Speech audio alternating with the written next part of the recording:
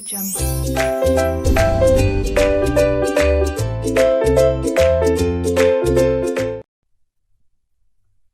Everyone, very good morning everyone, how are you all. I hope आप लोगों ने कारो का इंट्रोडक्शन जो मैंने आपको लास्ट लेक्चर में दिया था अच्छे से सुना और समझा होगा और आपने कोशिश करी होगी उसको लर्न करने की। अब हम आगे बढ़ते हैं towards the most important 21 points जिसके बेसिस पे कारो बना है। शुरू करते हैं one by one systematically detailed format में each and every point of CARO. बहुत बहुत बहुत तसल्ली से बैठ जाइए क्योंकि अब हम कारो का सबसे इम्पॉर्टेंट डिस्कशन शुरू करते हैं। तो गाइज हम शुरू कर रहे हैं पैरा 3 के 21 points which is already there on the screen for you. शुरू करते हैं नोट्स के साथ और नोटबुक के साथ आप बैठ जाइए। प्लीज़ अपने सामने रख दीजिए नोट्स एंड नोटबुक्स भी रख दीजिए। क्यों? क्योंकि हर पॉइंट के साथ मैं फ्लो चार्ट्स बनाने वाली हूँ, पॉइंट्स बनाने वाली हूँ, तो वो आपको कॉपी करने हैं मेरे साथ, right. It will make the CARO more easier for you people.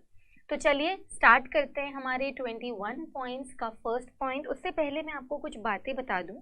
देखिए, जैसे फॉर एग्जांपल ये कारो के 21 पॉइंट्स का फॉर्मेट है जिसको मैंने किस तरीके से दिया है। ये देखिए, ये थर्ड पॉइंट मतलब it is talking about which para. This is para 3 of कारो। लास्ट क्लास में हम डिस्कस कर चुके हैं कि कारो की टोटल 4 पैराग्राफ्स है जिसमें से पैरा 3 में वो 21 रिपोर्टिंग पॉइंट्स है जिनके बारे में जिक्र हुआ है।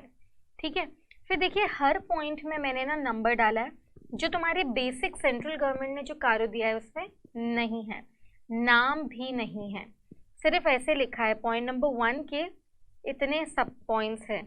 नाम मैंने आप लोगों के लिए फ्रेम करे हैं ताकि आपको याद रहे कि पहले पॉइंट में फिक्स्ड एसेट्स पर रिपोर्ट करना है। तो फिक्स्ड एसेट्स का जैसे फर्स्ट का A point, B point, then you have C point, D point and E point, इस तरीके से डिस्क्लोजर है। और ये जो बाजू वाले जो पॉइंट्स हैं ना, ये वाले, मतलब I am talking about these provisions, these are explanatory provision. Ma'am हमें लर्न क्या करना है? हमें लर्न करने हैं ये वाले पॉइंट्स, ये this terminology, this is just to explain, बाकी लर्न नहीं करना है।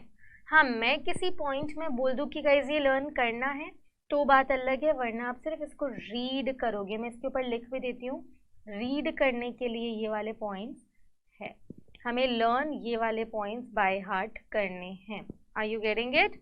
ठीक है, शुरू करें कारो। तो कारो का सबसे पहला पॉइंट, जैसा कि मैंने आपको बताया, मैंने इसको नाम दिया है फिक्स्ड एसेट्स। हम ना इसे एक और नाम भी दे सकते थे, चलिए मैं इधर लिखती हूँ। जैसे ये कारो का फर्स्ट पॉइंट है और इसको हमने नाम दिया है फिक्स्ड एसेट्स। इसको मैं एक दूसरा नाम भी दे सकती थी which is PPE। What is PPE?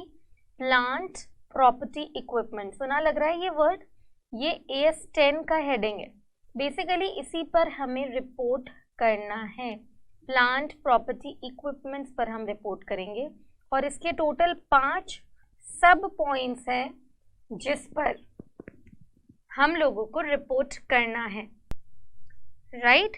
तो शुरू करते हैं पहला पॉइंट। पहला point simply says weather company is maintaining proper records. क्या कंपनी ने प्रॉपर रिकॉर्ड्स बनाए हैं? Showing full particulars including quantitative details and situation of plant property equipments. देखिए बहुत अच्छे से सुनिए,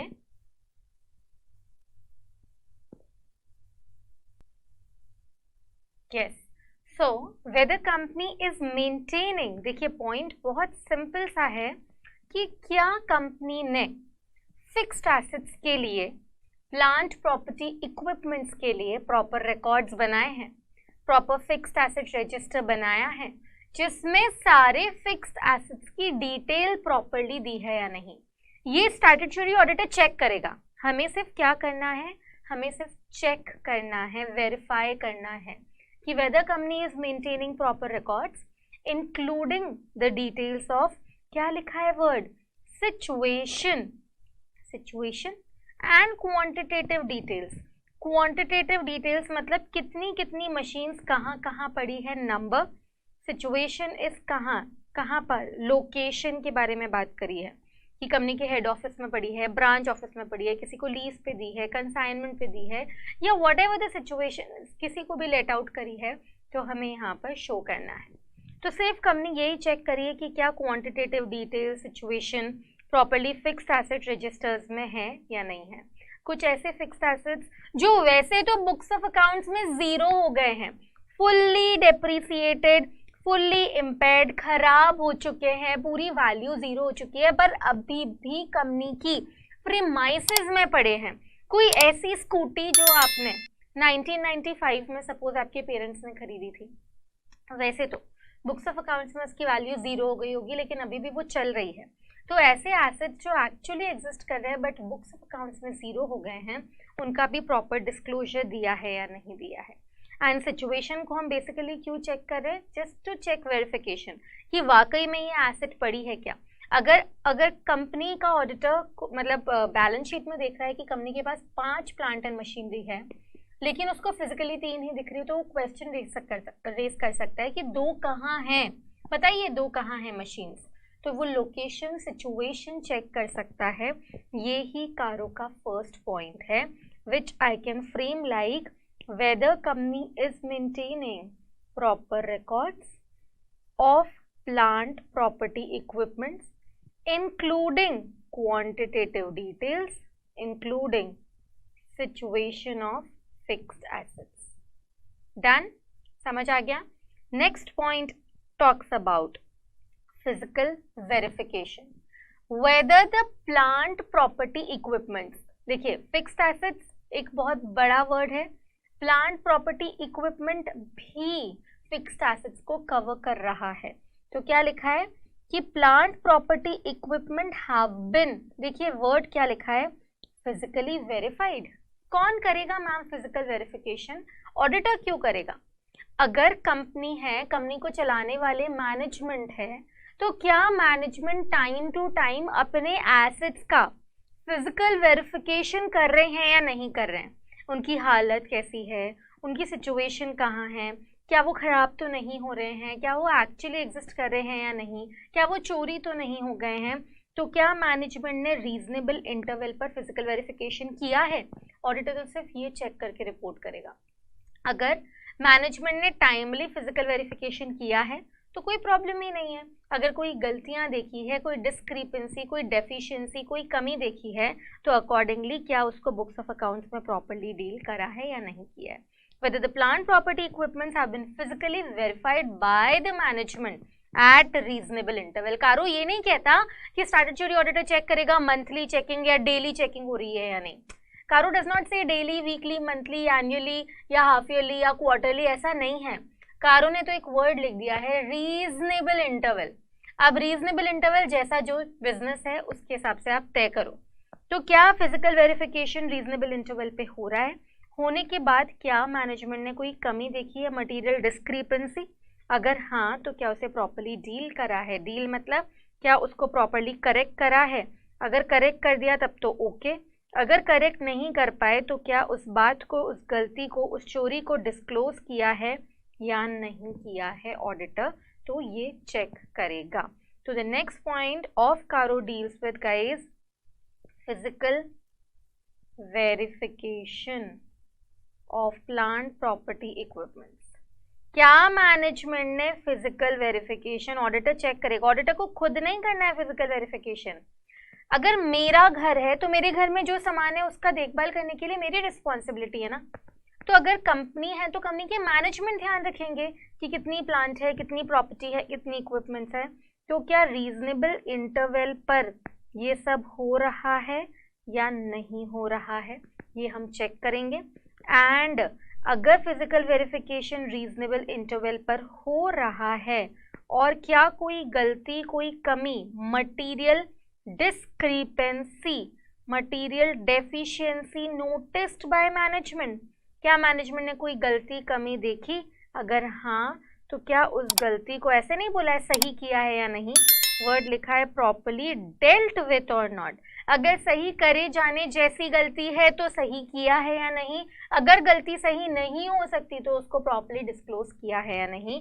कारो का इंटेंशन ये है, ऑडिटर को सिर्फ रिपोर्ट करना है इस बात पर।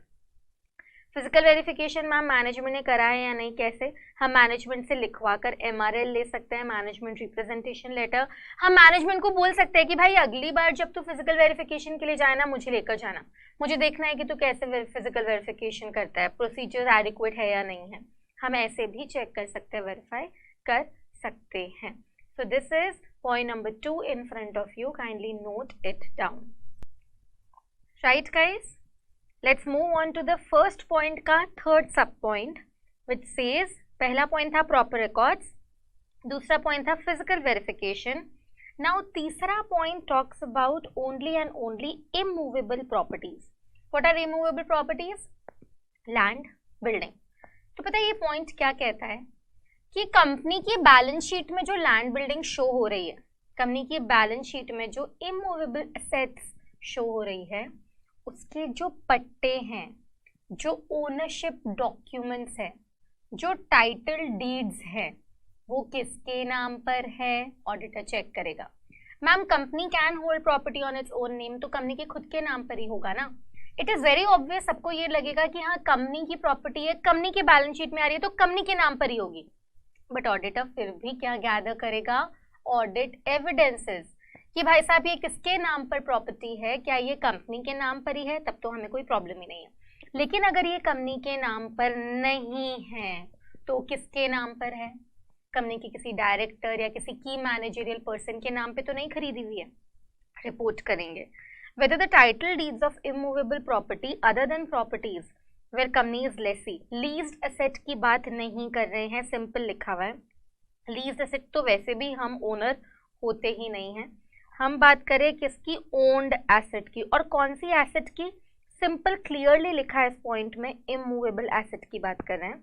तो क्या उसको एडिक्वेटली डिस्क्लोज किया है, क्या वो कंपनी के नाम पर है या नहीं है? अगर है तो लिख देगा auditor it's on the name of the company. लेकिन अगर कंपनी के नाम पर नहीं है तो हमें डिटेल्स देना पड़ेगा किस बारे में? कौन सी प्रॉपर्टी है, उसकी वैल्यू क्या है, किसके नाम पर है, कितने सालों से ये प्रॉपर्टी होल्ड करी हुई है और अभी तक कंपनी के नाम पर रजिस्टर क्यों नहीं करवाई है। तो point simply says whether the title deeds of immovable property are in the name of the company, if not तो किसके नाम पर है, ऑडिटर एडिक्वेटली डिस्क्लोज करेगा तहकीकात करके। Moving on to the point number here is, इसको सही कर दीजिए गाइस, अगर आपकी बुक में प्रॉब्लम है तो C, D and E कर दीजिए इसको, right.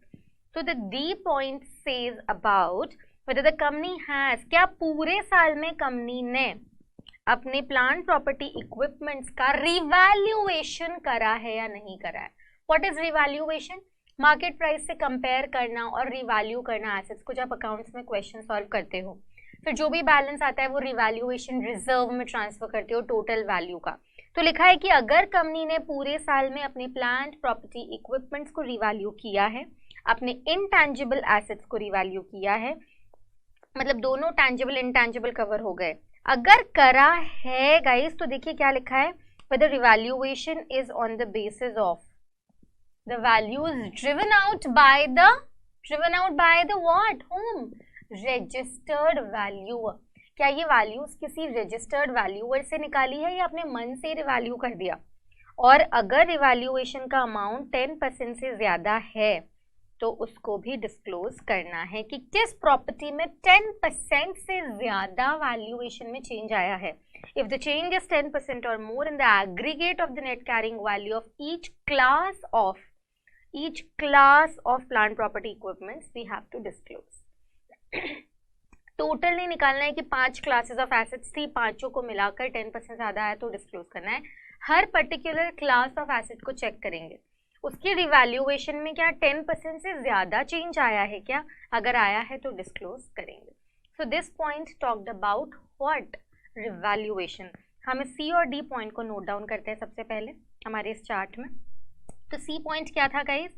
Talked about title deeds, किसकी? Of immovable property. क्या कंपनी के नाम पर है नेम ऑफ कंपनी, क्या कंपनी के नाम पर है, पहली चीज। अगर हाँ तो ओके, अगर ना, अगर कंपनी के नाम पर नहीं है तो क्या करेंगे, तो बताएंगे, डिस्क्लोज करेगा ऑडिटर कि किसके नाम पर कौन सी प्रॉपर्टी है। सिंपल।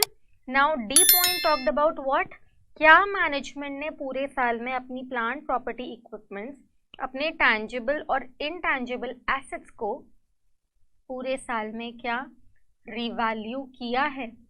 अगर हाँ तो रिपोर्ट करना है कि यस रिवैल्यूएशन किया है, on the basis of whom, a registered valuer. अगर किया है और रिवैल्यूएशन का amount is more than 10% of the net carrying value, ठीक है, तो भी अमाउंट डिस्क्लोज करना है। And the last point of plant property equipments talk about what, benami transactions. What do you mean by benami transaction? ऐसे ट्रांजैक्शंस जिनका कोई नाम नहीं है, ना हेड है ना टेल है। मतलब मैम, मतलब ये कैलकुलेटर, सपोज ये कैलकुलेटर मेरे नाम पर है, पर इसका पैसा मिस्टर एक्स ने दिया है, मिस्टर वाई से खरीदा, मिस्टर एक्स ने पैसा दिया और नाम मेरा आ गया। प्रॉपर्टी मेरे नाम पर है पर पैसा देने वाली मैं नहीं हूं। ऐसे ट्रांजैक्शंस को बोलते हैं बेनामी ट्रांजैक्शन। रिपीट करियो, 3 पार्टीज इन्वॉल्व है, एक्स वाई जेड। एक्स कौन है, suppose for example seller. Y कौन है, सपोज फॉर एग्जाम्पल बायर या ओनर कह सकते हैं, ओनर।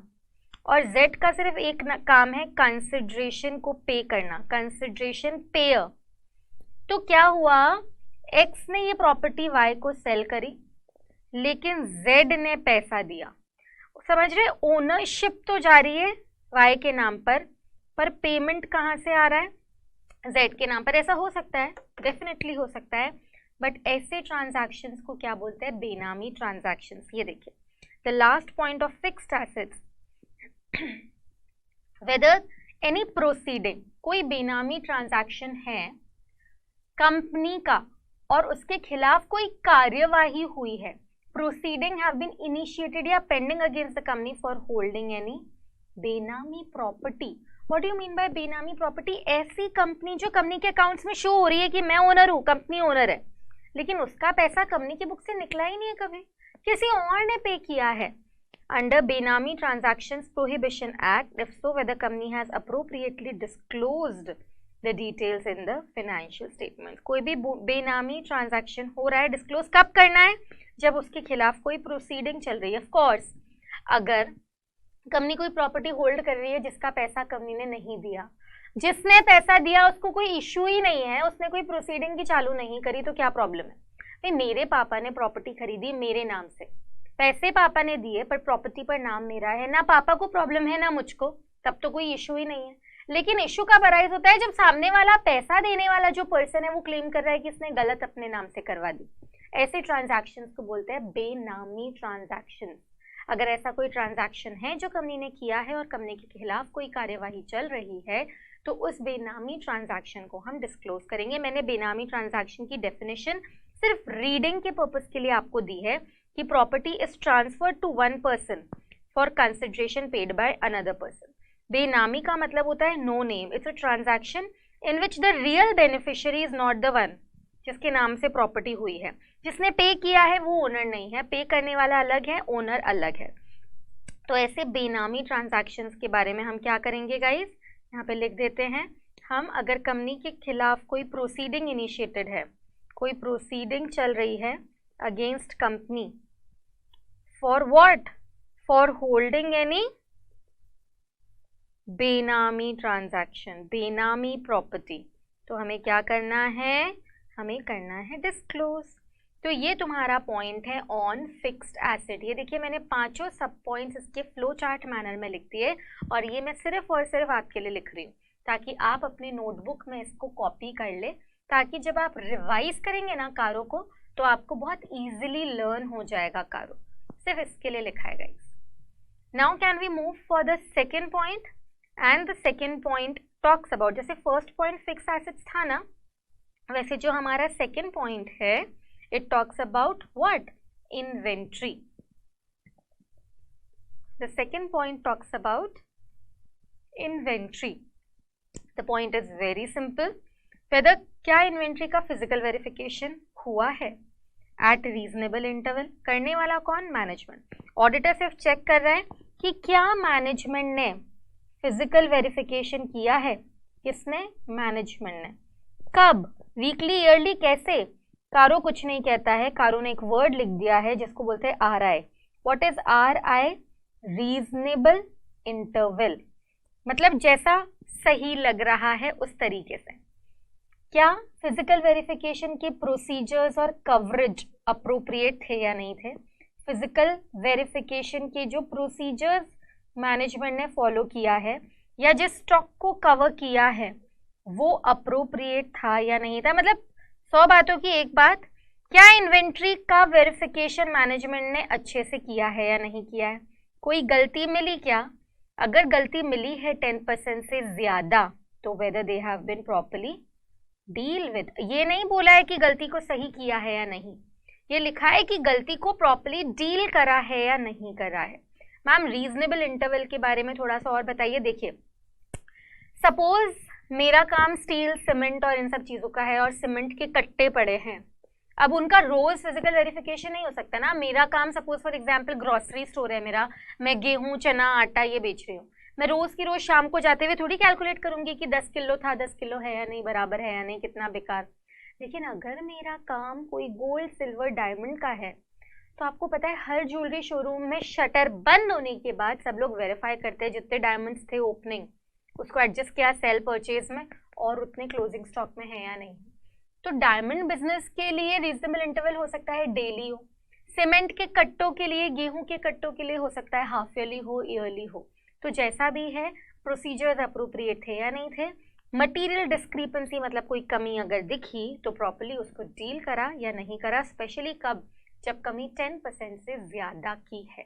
स्टॉक रिपोर्टेड है 1 लाख और गलतियां निकली है 10,000 से ज्यादा की, 10,000 रुपए से ज्यादा की. तो इन दैट केस हम कमेंट करेंगे कि गलती प्रॉपर्ली डील करी है या नहीं करी है. एंड सिमिलरली इन्वेंट्री का second point, whether at any point of time during the year company ने पूरे साल में कभी भी क्या लिया है, वर्किंग कैपिटल लोन लिया है. मैम पूरे साल में कभी भी मतलब अगर ईयर एंड लोन चुका दिया था तो नहीं पूछा यहाँ पे कुछ भी. यहाँ पे बात हो रही है चुकाने की नहीं. अगर पूरे साल जिसमें हम कारों को रिपोर्ट करें उसमें लोन लिया है, if the company has been sanctioned working capital limits in excess of rupees 5 crores, कहाँ से, from bank, financial institution on the basis of security. मतलब कंपनी ने क्या लिया है, कंपनी ने लिया है सिक्योर्ड वर्किंग कैपिटल लोन और वो भी किससे ज्यादा, 5 करोड़ से ज्यादा. तो क्या कंपनी ने क्वार्टरली रिटर्न्स फाइल किए हैं बैंक, फाइनेंशियल इंस्टीट्यूशंस को, और वो जो क्वार्टरली रिटर्न्स आपने जो फाइल किए हैं वो बुक्स ऑफ अकाउंट से टैली हो रहे हैं या नहीं हो रहे हैं.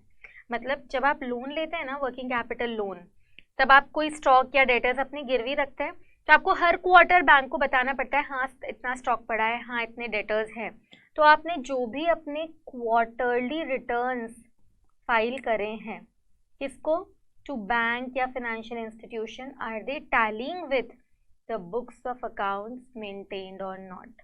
This is inventory. छोटे से 2 पॉइंट्स थे, लिख देते हैं इनको जहां पर हमने अपना फिक्स एसेट लिखा था. तो it says second point it talks about what, inventory.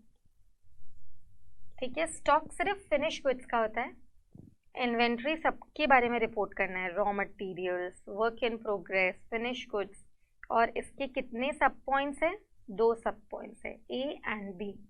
A point, क्या कंपनी ने प्रॉपर रिकॉर्ड्स नहीं है, यहाँ पे प्रॉपर फिजिकल वेरिफिकेशन करा है या नहीं करा है.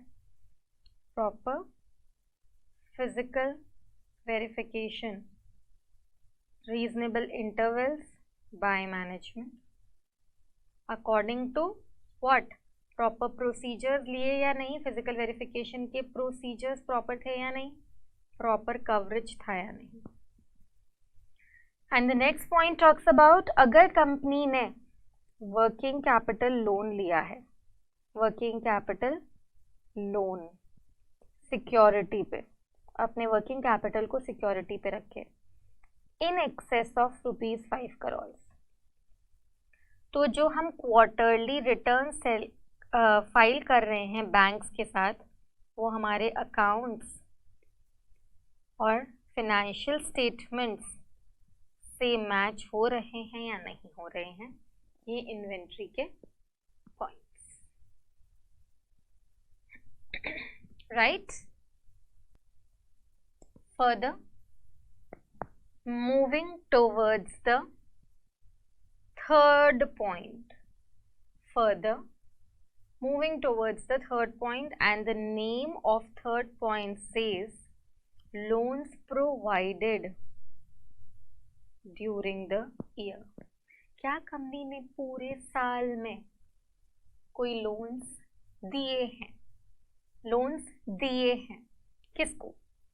रिश्तेदारों को, रिलेटेड पार्टीज को, अपनी होल्डिंग सब्सिडियरी कंसर्न्स को यहाँ पे डिस्क्लोज करना है। क्या क्या डिस्क्लोज करना है, अच्छे से सुनना। वेदर ड्यूरिंग द ईयर, क्या पूरे साल में कभी भी कंपनी ने, एक पल के लिए भी कंपनी ने मेड इन्वेस्टमेंट्स, या कंपनी ने गारंटी या सिक्योरिटी दी है या लोन एडवांसेस दिए हैं, कैसे भी सिक्योर्ड या अनसिक्योर्ड, किसको? टू एनी कंपनी, फर्म या LLP और एनी अदर पार्टीज। सिंपल, क्या पूरे साल में कंपनी ने क्या किया है? 4 चीजें लिखिए। क्या कंपनी ने लोन, गारंटी, इन्वेस्टमेंट, सिक्योरिटी करा है? क्या पूरे साल में कंपनी ने किसको? टू एनी कंपनी या कोई फर्म या LLP या टू एनी रिलेटेड पार्टी, दोनों लेवल पर डिस्कशन होगा। क्या क्या हुआ है? क्या कंपनी ने लोन, गारंटी, इन्वेस्टमेंट, सिक्योरिटी दिया है? कंपनी ने दिया है, राइट। किसको? टू एनी कंपनी, फर्म या LLP, किसी को भी दिया है, या टू एनी रिलेटेड पार्टी। ठीक है, बहुत इंपॉर्टेंट है ये, प्लीज अच्छे से सुनना। अब so whether during the year company has provided loans और गारंटीज और प्रोवाइडेड सिक्योरिटी टू, लिखा है एनी अदर एंटिटी। अगर एनी अदर एंटिटी मतलब रिलेटेड पार्टी नहीं है तो क्या बताना है? Aggregate amount during the year, outstanding balance of loans advances to subsidiaries, joint ventures and associate and to parties other than subsidiary, joint ventures and associate. तो first point is very very simple. Point number A बहुत बहुत बहुत clear है कि अगर company ने any company, firm या LLP को दिया है तो कितना बैलेंस आउटस्टैंडिंग है if loan given to subsidiary companies या जॉइंट वेंचर्स या एसोसिएट कंपनीज, और इधर भी अगर रिलेटेड पार्टीज, अच्छा, loan to subsidiary, joint ventures and associate companies, and again किसके बारे में बताना है? अगेन बताना है balance outstanding for loan to other than subsidiary, associate या जॉइंट वेंचर्स। पॉइंट नंबर 1 तो बहुत सिंपल है। पॉइंट नंबर 1 कहता है कि क्या कंपनी ने लोन, गारंटी, इन्वेस्टमेंट, सिक्योरिटी दी है? किसको? किसी फर्म जो LLP नहीं है, सॉरी, किसी फर्म, कंपनी या LLP जो रिलेटेड पार्टी नहीं है। तो हमें बैलेंस आउटस्टैंडिंग के बारे में कमेंट करना है। कौन कौन से बैलेंस आउटस्टैंडिंग? कि अगर loan subsidiary, joint ventures, associate को दिया है तो कितना अमाउंट है? अगर loan other than subsidiary, joint ventures, associates को दिया है अदर देन, तो कितना अमाउंट है? Point number 1 clear. Now if I talk about point number 2, point number 1 just says other entity, तो डिस्क्लोज करना है। Now point number 2 says whether investments, guarantees, security are given, the terms and conditions of grant of loans are not prejudicial to the interest of the company। तो अगर B point कहता है कि अगर आपने लोन दिया है तो लोन की टर्म्स एंड कंडीशंस फेयर है, प्रेजुडिशियल तो नहीं है, रिलेटेड पार्टीज, देखो सबसे पहला पॉइंट क्या था, क्या कंपनी ने लोन दिया है एनी फर्म, ये रिलेटेड पार्टी वाला पॉइंट गाइस यहाँ कवर हो गया है ना। ये जो सब्सिडियरीज और रिलेटेड पार्टीज है ये मैं इधर लिख देती हूँ, these are nothing but your related parties. तो रिलेटेड पार्टीज को कितना दिया है और अदर देन रिलेटेड पार्टीज को कितना दिया है। पॉइंट नंबर 2, जिसको भी जो भी दिया है कंपनी ने, क्या वो कंपनी के हित में है या नहीं है, कंपनी के न्याय के खिलाफ तो नहीं है, उसकी टर्म्स कंडीशंस प्रॉपर है या नहीं है। पॉइंट नंबर 1 सेज कि अगर कंपनी ने पूरे साल में किसी को भी लोन दिया है तो चेक करो किसको दिया है, क्या किसी subsidiary, joint venture, associate, related party को दिया है क्या, तो लिखो इतना अमाउंट है और इतना आउटस्टैंडिंग है, या other than subsidiary, joint ventures को दिया है जो रिलेटेड पार्टीज नहीं है तो भी लिखो। सेकेंड पॉइंट, लोन देने की टर्म्स एंड कंडीशंस फेयर तो है, मार्केट में ब्याज की दरें चल रही है, इंटरेस्ट रेट्स चल रही है 10%, कंपनी 2-3% पे लोन दे रही है अपने रिश्तेदारों को, ये तो गलत है ना, दिस इज कंपनी के न्याय के खिलाफ। तो यही लिखा है कि जो टर्म्स एंड कंडीशंस है जिसके बेसिस पे लोन दिया है वो फेयर है या नहीं, prejudicial to interest of the company तो नहीं है।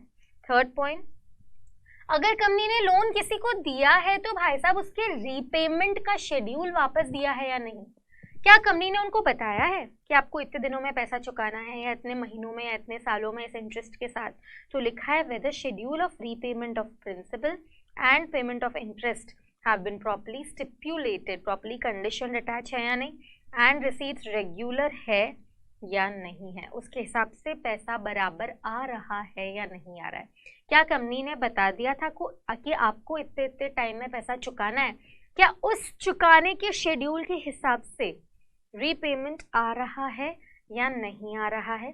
अगर नहीं आ रहा है, अमाउंट ओवर ड्यू पड़ा है, तो कितना अमाउंट ओवर ड्यू पड़ा है फॉर मोर देन 90 डेज, बताओ क्या इसकी वसूली के लिए कोई रीजनेबल स्टेप्स लिए हैं या नहीं लिए हैं। पॉइंट नंबर 1, कितना लोन दिया। Point number 2, terms and conditions fair है या नहीं। पॉइंट नंबर 3, क्या रीपेमेंट का शेड्यूल दिया या नहीं दिया, उस हिसाब से पैसा आ रहा है, वापस आ रहा है या नहीं। पॉइंट नंबर 4, अगर नहीं आ रहा है और अमाउंट ओवर ड्यू हो चुके 90 डेज हो चुके हैं तो रीजनेबल स्टेप्स फॉर रिकवरी लिए हैं या नहीं। And the E point, whether loans advances which have fallen due during the year, which have been fallen due during the year, ऐसे लोन जिनका पैसा इस साल आ जाना चाहिए था, कंपनी ने ऐसे लोन्स को रिन्यू कर दिया, एक्सटेंड कर दिया, या उसको चुकाने के लिए उन लोगों को फ्रेश लोन ग्रांट कर दिया। समझ रहे हैं ना, मुझे लोन चुकाने के लिए मिस्टर ए आ ही रहे थे, वो मेरे पास आके बोले कि ma'am please please please extend the period, मैं आपको इस साल नहीं दे पाऊंगा, अगले साल दे दूंगा। तो मैंने पीरियड को एक्सटेंड कर दिया, रिन्यू कर दिया, या मैंने एक नया लोन जनरेट करके दे दिया और मैंने कहा ये एग्जिस्टिंग चुका दो और नया लोन जनरेट कर दो। तो मैंने क्या किया, लोन का एक्सटेंशन किया है। इफ सो, इतना कितना अमाउंट है बेसिकली जो इन्वॉल्व है इस चीज़ के अंदर, कितना अमाउंट हमने दिया है रिन्यू का, एक्सटेंड का, सेटल्ड का, तो यहाँ पर हमें and the percentage of aggregate to the total loans granted during the year is to be disclosed. ऐसे कितने लोन्स हैं जिनको कंपनी ने रिन्यू या एक्सटेंड किया है या उनके बदले में फ्रेश लोन्स दिए हैं to settle the existing loan, हमें यहाँ पे रिपोर्ट करना है। सिमिलरली, क्या कंपनी ने पूरे साल में कभी भी अपने डायरेक्टर्स को लोन दिया था on repayable on demand without any terms conditions, तो क्या कंपनी ने has granted any loans advances in nature of loans either repayable on demand और without specifying the terms, we have to specify the amount, percentage of total loans granted to promoters, related parties under section 2 subsection 76। अगर ऐसा कोई loan हमने अपने promoters को या related parties को दिया है जिसका कोई चुकाने का शेड्यूल नहीं है, ना हमने बताया कितने टाइम में देना है, ना इंटरेस्ट के बारे में बताया है, बस लोन दे दिया है वही, तो ऐसे लोन्स के बारे में भी हमें क्या करना है, डिस्क्लोज। तो थर्ड पॉइंट थोड़ा सा लेंदी पॉइंट था गाइज, थर्ड पॉइंट को लिखना शुरू करते हैं अगर हम, तो ये देखिए पहला पॉइंट हमें सिर्फ डिस्क्लोज करना है। मैं एक बार इसको स्टार्टिंग से कर देती हूँ आपके लिए, आई विल इरेज दिस और I am writing it for you. It simply says what, it simply says point number 1, see this is your third point. Third point says company ने लोन दिए हैं, किसको, इसके सब पॉइंट्स है total 6, A B C D E and F। A point says कि company को disclose करना है, मतलब ऑडिटर यहाँ पे डिस्क्लोज करेगा द अमाउंट। क्या अमाउंट? एक तो कंपनी ने किस किस को लोन दिया है। एक कंपनी ने लोन दिया है अदर देन अपनी सब्सिडियरी कंपनीज को, जॉइंट वेंचर्स को, एसोसिएट कंपनीज को। एक कंपनी ने लोन दिया है अपनी सब्सिडियरी कंपनीज को, जॉइंट वेंचर्स को, एसोसिएट कंपनीज को। सिंपल। ऑडिटर चेक करेगा proper related party registers maintain हो रहे हैं या नहीं हो रहे हैं, क्योंकि ना ये जो है ना transaction, it is a related party transaction. तो related party transaction properly recorded है या नहीं है, तो हमें यहाँ पर अमाउंट डिस्क्लोज करना है, दोनों केसेस में डिस्क्लोज करना है। Now second point says, what does the second point says कि अगर कंपनी ने कोई लोन, गारंटी, इन्वेस्टमेंट सिक्योरिटी दी है, तो जो उसके टर्म्स एंड कंडीशंस है वो फेयर तो है, वो प्रूडेंट तो है, कंपनी के न्याय के खिलाफ तो नहीं है, न्याय के अकॉर्डिंग है या नहीं, प्रेजुडिशियल तो नहीं है। This is your B point. Then if I talk about your C point, तो क्या ये जो लोन दिए हैं, ये जो लोन्स एंड एडवांसेस कंपनी ने दिए हैं, उनका रीपेमेंट ऑफ प्रिंसिपल का schedule and payment of interest का शेड्यूल प्रॉपरली दिया है या नहीं, प्रॉपरली स्टिप्यूलेटेड और नॉट, क्या उसी हिसाब से अमाउंट जो प्रिंसिपल और इंटरेस्ट है उसकी रिसीट रेगुलर है या नहीं। सिंपल। नाउ अगर रिसीप्ट रेगुलर नहीं है, अगर रिसीप्ट रेगुलर नहीं है, if receipts are not regular, मतलब पैसा समय पर नहीं आ रहा है, तो क्या होगा? तो जो भी अमाउंट ओवरड्यू है ना, जो अभी चुकाया नहीं है सामने वाले ने, if it's more than 90 days, पैसा ड्यू हो चुके इररिस्पेक्टिव ऑफ जो भी अमाउंट हो, 90 दिन हो गए हैं, तो कंपनी ने क्या रीजनेबल रिकवरी स्टेप्स लिए हैं। जिसने हमसे लोन लिया, जो चुका नहीं रहा, उसके ऊपर कोई कोर्ट केस या कोई रिकवरी करी है या नहीं करी है। नाउ ई पॉइंट सेज कि ऐसे loans which fall due for repayment, ऐसे लोन्स जिनका पैसा रीपेमेंट हो जाना चाहिए था इन करंट ईयर, हैज बीन क्या किया है, उनको एक्सटेंड कर दिया या रिन्यू कर दिया या उनके बदले में फ्रेश लोन्स दे दिए टू सेटल ओल्ड लोन्स। अगर कंपनी ने ऐसा कुछ किया है कि एग्जिस्टिंग को चुकाने के लिए क्या किया है, कंपनी ने लोगों को नया लोन दे दिया है, तो हम ऐसे लोन्स के बारे में, ऐसे एक्सटेंशन के बारे में क्या करेंगे, एग्रीगेट अमाउंट इनका डिस्क्लोज करेंगे कि कंपनी ने पता है ये किया है, राइट? कितना percentage of total loan company ने एक्सटेंड किया है, कंपनी ने रिन्यू किया है या फ्रेश लोन्स दिए हैं। And the last point, F point, अगर कंपनी ने लोन दिया, कैसा लोन दिया? विदाउट स्पेसिफाइंग रीपेमेंट, या तो रीपेमेंट का शेड्यूल ही नहीं बताया या बोला कि कोई नहीं ले जाओ, this is repayment on demand, मतलब हम जब मांगेंगे तब दे देना, कोई टेंशन नहीं है, ले जाओ, कोई दिक्कत नहीं है। अगर कंपनी ने ऐसा कोई लोन दिया है विदाउट स्पेसिफाइंग रीपेमेंट, कोई बात नहीं, ले जाओ, जब हो तब दे देना, या रीपेबल ऑन डिमांड कर दिया है, और अगर ऐसा कोई लोन कंपनी ने अपने प्रमोटर्स, डायरेक्टर्स या रिलेटेड पार्टी को दिया है, तो ऐसे शानदार लोन्स का क्या डिस्क्लोज करेंगे? अमाउंट डिस्क्लोज करेंगे। ये देखो, ये तुम्हारे थर्ड पॉइंट के 6 points, right? Did you understand this?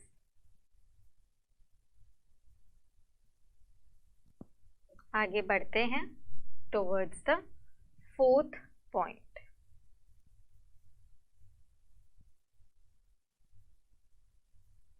Right?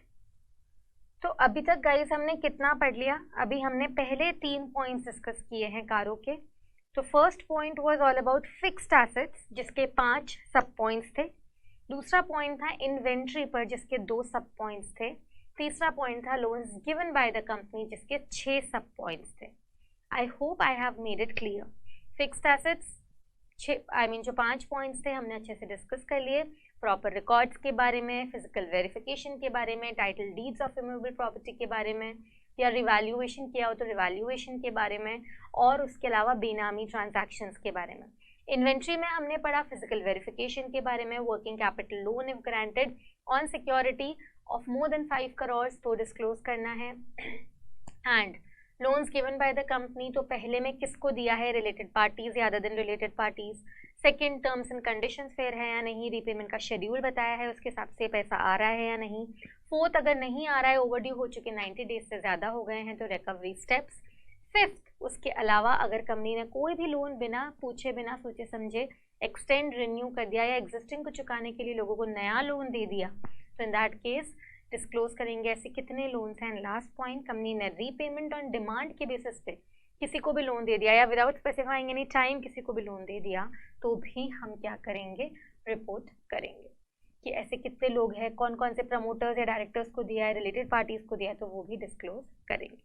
Now if we talk about the next point talks about the fourth point, and fourth point is छोटा पॉइंट, और ये कहता है, ये देखिए, loans guarantee investment security under section 185-186।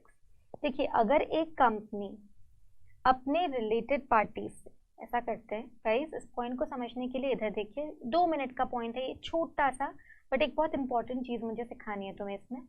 अगर company अपने related parties से कोई भी कॉन्ट्रैक्ट करती है, अगर कंपनी अपनी रिलेटेड पार्टी से कुछ भी आदान प्रदान करती है, तो हर कंपनी को मैंडेटरी अंडर सेक्शन 189 एक रजिस्टर रखना पड़ेगा, जिसको बोलते हैं register of related party transactions.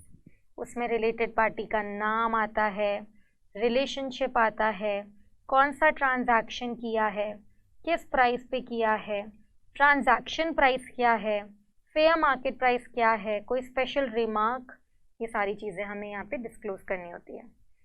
तो गाइज प्लीज़ लिसन केयरफुली, मैं इन रिलेटेड पार्टी ट्रांजैक्शंस को ना 2 कैटेगरी में डिवाइड कर सकती हूँ।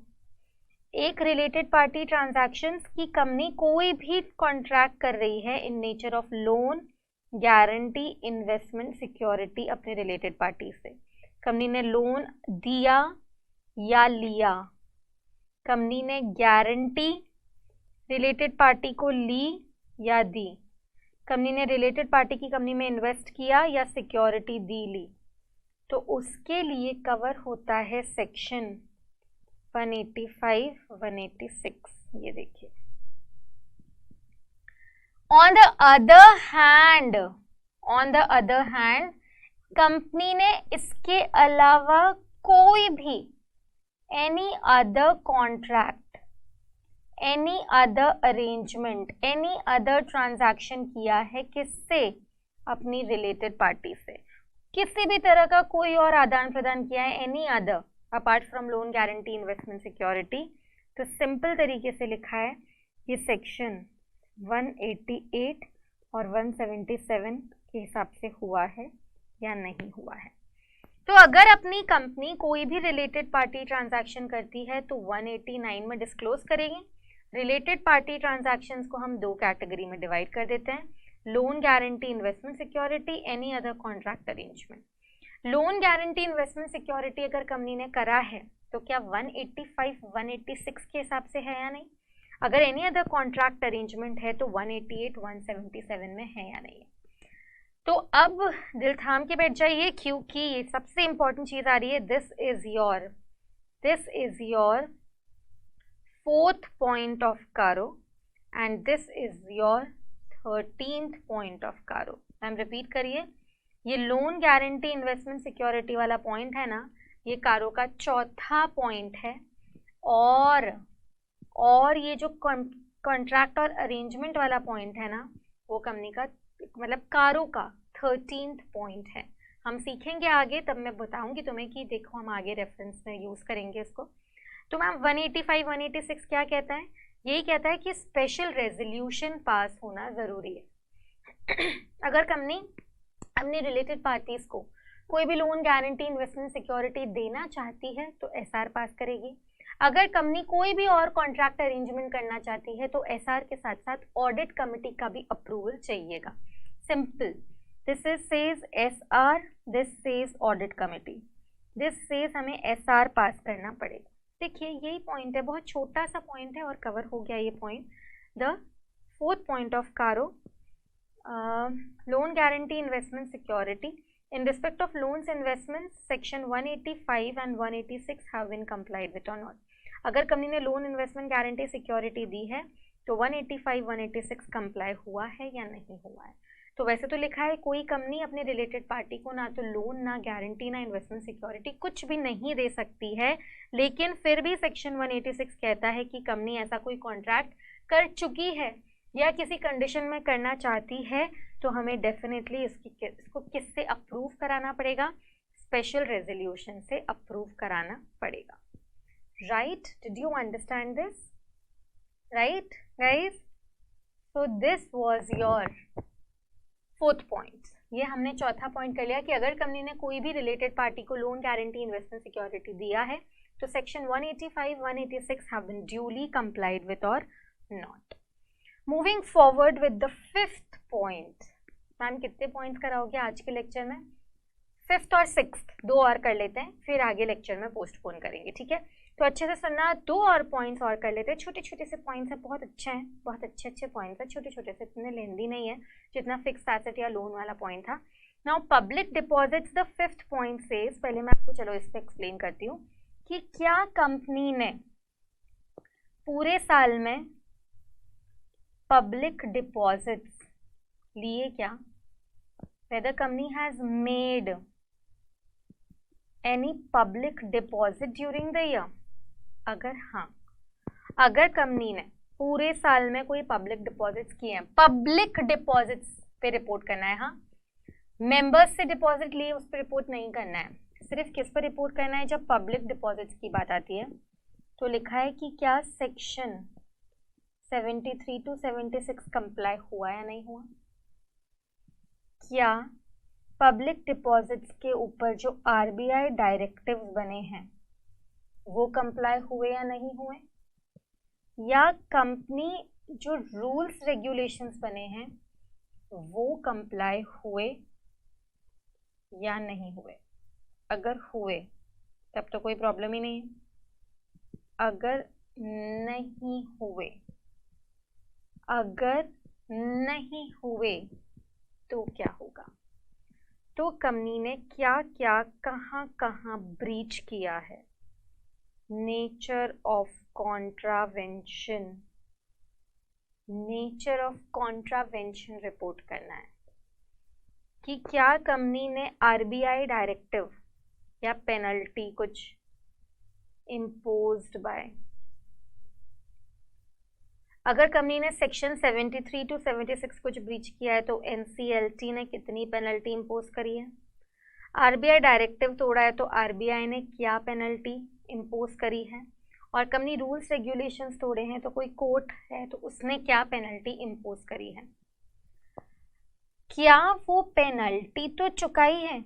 पेनल्टी पेड और नॉट, अगर नहीं तो भी डिस्क्लोज करना है। देखो क्या लिखा है, in case the company has accepted public deposits whether directives issued by RBI has been complied with or not, 73 to 76 have been complied with or not? Rules complied with or not? If not, nature of contraventions should be stated. If any order has been passed by NCLT or Company Law Board और reserve bank of India, तो क्या वो penalties तो आपने comply करी है या नहीं करी है, हमें रिपोर्ट करना है. This is the point on public deposits.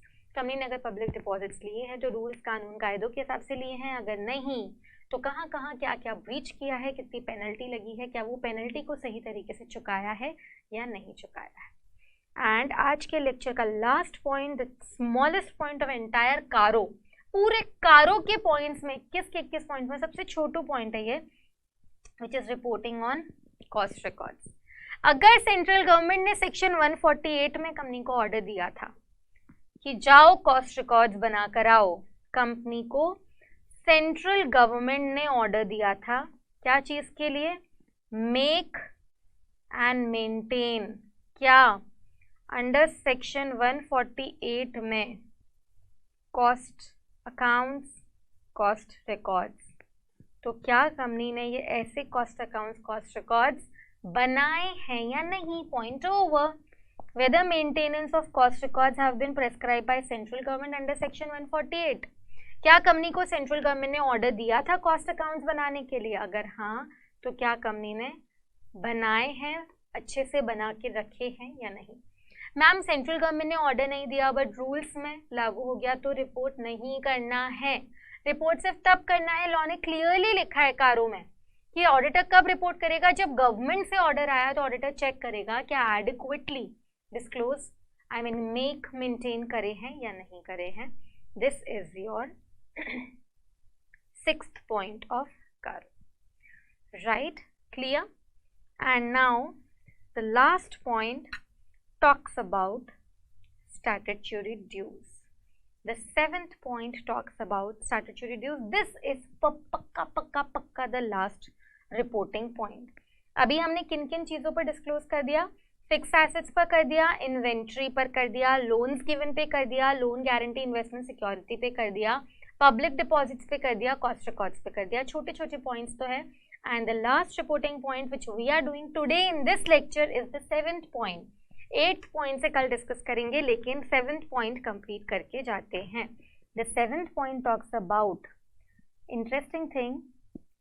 7th point talks about the statutory dues. What are statutory dues? Any dues which are payable as per law to regulatory authorities. जैसे कोई टैक्स है तो tax authorities को देना होता है ना. GST है तो जीएसटी डिपार्टमेंट को, इनकम टैक्स है तो इनकम टैक्स डिपार्टमेंट को. और जैसे बोनस एक्ट में लिखा है बोनस दो, प्रोविडेंट फंड में दिया लिखा है कि प्रोविडेंट फंड दो. तो क्या कंपनी ऐसे स्टैट्यूटरी ड्यूज को रेगुलरली जमा करा रही है या नहीं करा रही है? इसके 2 रिपोर्टिंग सब पॉइंट्स हैं. एक, कंपनी रेगुलरली जमा करा रही है या नहीं जमा करा रही है. सपोज नहीं करा रही है तो अनडिस्प्यूटेड स्टैट्यूटरी ड्यूज के बारे में लिखना है, और नहीं करा रही है क्योंकि कोई झगड़ा चल रहा है तो डिस्प्यूटेड स्टैट्यूटरी ड्यूज के बारे में लिखना है कि क्या कंपनी पर जो स्टैट्यूटरी ड्यूज है वो कंपनी एडिक्वेटली जमा करा रही है या नहीं. तो अनडिस्प्यूटेड का फर्स्ट पॉइंट गाइज यही है, whether company is regularly depositing its statutory dues. हाँ या ना? अगर हाँ तब तो कोई प्रॉब्लम ही नहीं. अगर ना, कंपनी रेगुलरली अपना स्टैट्यूटरी ड्यू नहीं जमा करा रही है तो डिस्क्लोज दोज स्टैट्यूटरी ड्यूज. उन स्टैट्यूटरी ड्यूज के बारे में डिस्क्लोज करना है. कौन से स्टैट्यूटरी ड्यूज के बारे में मैम? जो ड्यू है as on 31 March of the current year. Financial year end हो गया और अभी तक ड्यू पड़े हैं and it's been more than 6 months from the date they became due. एक तो 31 मार्च के दिन ड्यू पड़े हैं और उनको ड्यू हो चुके 6 महीने से ज्यादा हो गए हैं, उनको रिपोर्ट करना है। दोनों कंडीशन सेटिस्फाई होना जरूरी है। Due as on 31 March and it's been more than 6 months from the date they are becoming due. तो ऐसे स्टैट्यूटरी ड्यूज के बारे में डिस्क्लोज करना है। कोई स्टैट्यूटरी ड्यू है जो हमने देखा कि 31 मार्च को पेंडिंग पड़ा है, तो चलो चेक करो कितने महीनों से पेंडिंग पड़ा है। अभी 2 ही महीने हुए हैं पेंडिंग हुए हुए, तो रिपोर्ट नहीं करना है। 10 महीने हो गए हैं, रिपोर्ट करना है। Right, are you getting it? 31 March को ड्यू था तो रिपोर्ट करना है। और कब रिपोर्ट करना है? जब 31 मार्च को तो ड्यू था ही, पर उसको ड्यू हो चुके 6 मंथ से ज्यादा हो गए। राइट, जैसे फॉर एग्जाम्पल कोई स्टैट्यूटरी ड्यू है, 31 मार्च 2021 चल रहा है, suppose it was payable as on 1 May 2020 but it was paid on 1 May 2021। तो चेक करो क्या वो 31 मार्च के दिन ड्यू था? हाँ, बीच में 31 मार्च आ गई थी ना, तो उस दिन ड्यू था। क्या 31 मार्च के दिन मई, जून, जुलाई, अगस्त, सितंबर, अक्टूबर, नवंबर, दिसंबर, जनवरी, फरवरी, March, yes it was more than 6 months due, तो यहाँ पे रिपोर्ट करना है। लेकिन अगर क्वेश्चन में मैं लिखती भाई 1 मई 2020 को ड्यू हो गया था लेकिन 1 फरवरी 2021 को चुका दिया, तो क्या 31 मार्च को ड्यू था? नहीं, वो पूरे साल में 6 महीने से ज्यादा के लिए ड्यू पड़ा था, बट वो 31 मार्च के लिए ड्यू नहीं था, तो इसको रिपोर्ट करने की जरूरत नहीं। सिमिलरली ऐसा भी हो सकता है कि कोई स्टैट्यूटरी ड्यू 1 फरवरी 2021 को ड्यू था, जिसका पेमेंट कंपनी ने 1 अगस्त 2022 में किया, तो क्या 31 मार्च के दिन ड्यू था? हाँ, पर क्या 31 मार्च के दिन ड्यू हो चुके 6 मंथ्स हो गए? नहीं, अभी तो 2 महीने हुए, तो इसको रिपोर्ट करने की जरूरत नहीं है। कहने का मतलब ये है कि जब दोनों कंडीशन सेटिस्फाई होती है तब डिस्क्लोज करना है। यहाँ पर ये एक कंडीशन सेटिस्फाई हुई है पर डिस्क्लोज करने की जरूरत नहीं है। राइट, उसके अलावा लास्ट, अगर कंपनी कोई स्टैट्यूटरी ड्यू जमा नहीं करा रही है क्योंकि कोई कोर्ट में, किसी फोरम में, किसी ट्रिब्यूनल में केस चल रहा है, असेसिंग ऑफिसर बोले इनकम टैक्स आपका ज्यादा बनता है, आपने 20,000 ही जमा कराया, आपका 1 लाख रुपया बनता है। मैंने कहा नहीं, मेरे हिसाब से 20,000 ही बनता है। नहीं, आप जमा कराओ, सामने में से बोला। मैंने कहा नहीं, मैं ऊपर कोर्ट में अपील डालूंगी। तो कोई डिस्प्यूट चल रहा है तो हमें अमाउंट ऑफ डिस्प्यूट बताना है और किस फोरम में, किस कोर्ट में डिस्प्यूट चल रहा है वो बताना है। That's it, this is statutory due, I have written it. ये देखिए तुम्हारा 7वां point, I have mentioned it. क्या कंपनी रेगुलर है? अगर नहीं तो वो स्टैट्यूटरी ड्यूज के बारे में कमेंट करो जो 31 मार्च के दिन ड्यू पड़े हैं और उनको ड्यू हो चुके 6 मंथ से ज्यादा हो गया। कोई डिस्प्यूट नहीं चल रहा है, लेकिन अगर कंपनी नहीं जमा करा रही है स्टैट्यूटरी ड्यू क्योंकि कोई डिस्प्यूट पेंडिंग चल रहा है, तो डिस्प्यूट का अमाउंट और फोरम बता दो। ये देखो statutory dues. Is the company regular in depositing? क्या कंपनी रेगुलरली अपने अनडिस्प्यूटेड स्टैट्यूटरी ड्यूज जमा करवा रही है? अनडिस्प्यूटेड स्टैट्यूटरी ड्यूज, ये देखिए डिस्प्यूटेड होता तो नेक्स्ट ब्लॉक में आएगा। ये देखिए disputed statutory dues next block में है। राइट, तो कंपनी चुका रही है बराबर अपने स्टैट्यूटरी ड्यूज, जैसे इन्वेस्टर एजुकेशन फंड का पैसा, GST, sales tax, VAT, service tax, custom, excise, जो भी है, with appropriate authorities. If not, कितना आउटस्टैंडिंग पड़ा है as on the last day of the financial year and it's been more than 6 months they have become payable। 31 March के दिन due पड़ा है और 6 महीने से ज्यादा हो गए हैं, तो उसको इंडिकेट करना पड़ेगा। and in case the statutory due has not been deposited on account of any dispute, तो जो हमें क्या डिस्क्लोज करना है? हमें डिस्क्लोज करना है amount and the forum involve. This is your 7th point, the last point of the day, right. तो गाइज हमने आज के लेक्चर में 7 पॉइंट्स कवर कर लिए हैं। अब ना फटाफट से इन 7 पॉइंट्स के बारे में लिख लेते हैं शॉर्ट में, बहुत ज़्यादा शॉर्ट में। 1 2 3 4 5 6 एंड 7। चलो बताओ, पहला पॉइंट किस पर था? फिक्स्ड एसेट भी नाम दे सकते हैं इसका, या प्लांट प्रॉपर्टी इक्विपमेंट्स भी दे सकते हैं। दूसरा पॉइंट किस पर था? इन्वेंट्री पर था। तीसरा point loans given by the company. फिर लोन गारंटी इन्वेस्टमेंट सिक्योरिटी वाला पॉइंट। उसके बाद आपका पॉइंट था पब्लिक डिपॉजिट्स का। फिर आपका पॉइंट था किसका? कॉस्ट रिकॉर्ड्स का। फिर आपका पॉइंट था लास्ट स्टैट्यूटरी ड्यूज का। फिक्स्ड एसेट्स के टोटल 1 2 3 4 5 पॉइंट्स थे। कौन कौन से? प्रॉपर रिकॉर्ड्स, क्या कंपनी फिक्स्ड एसेट्स के लिए प्रॉपर रिकॉर्ड्स रख रही है या नहीं? क्या कंपनी ने फिजिकल वेरिफिकेशन अप्रोप्रिएटली करवाया है या नहीं? क्या कंपनी के इमूवेबल एसेट्स की टाइटल डीड्स कंपनी के नाम पर है या नहीं? क्या कंपनी ने प्लांट प्रॉपर्टी इक्विपमेंट्स को रिवैल्यू करवाया है? 10% से ज़्यादा चेंज है तो डिस्क्लोज करना है। क्या कंपनी ने कोई ऐसी प्रॉपर्टी होल्ड कर रखी है जो बेनामी है और उसके खिलाफ प्रोसीडिंग चल रही है?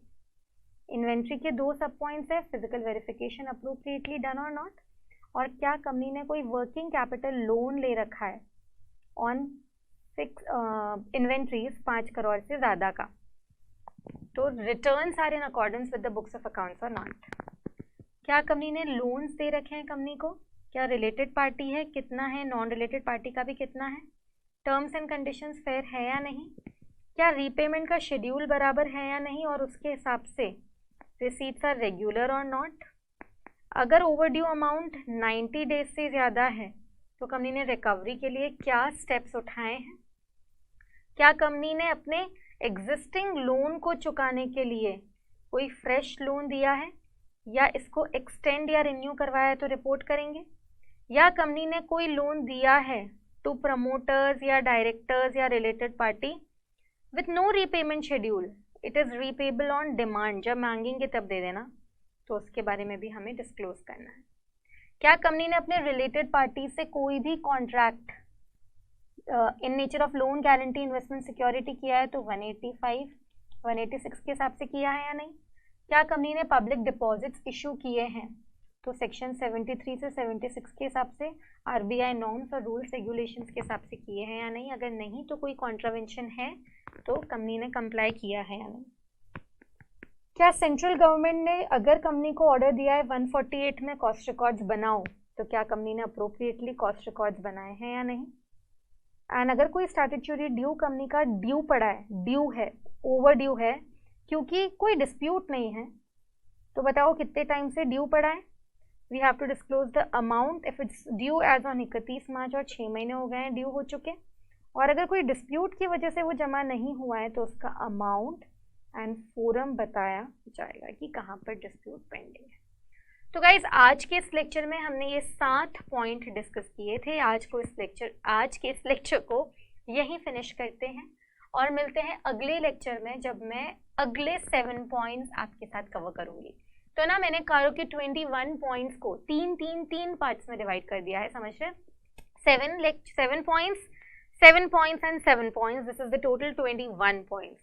अभी तक एक लेक्चर में मैं आपको इंट्रोडक्शन कारो का समझा चुकी हूँ, अब 7 पॉइंट्स भी हो गए हैं। प्लीज अगले लेक्चर में आप जब भी आए, जितना मैंने कारो करवाया है आपको 2020 कारो, उतना क्या करके आना है पता है ना आपको, रिवाइज करके आना है।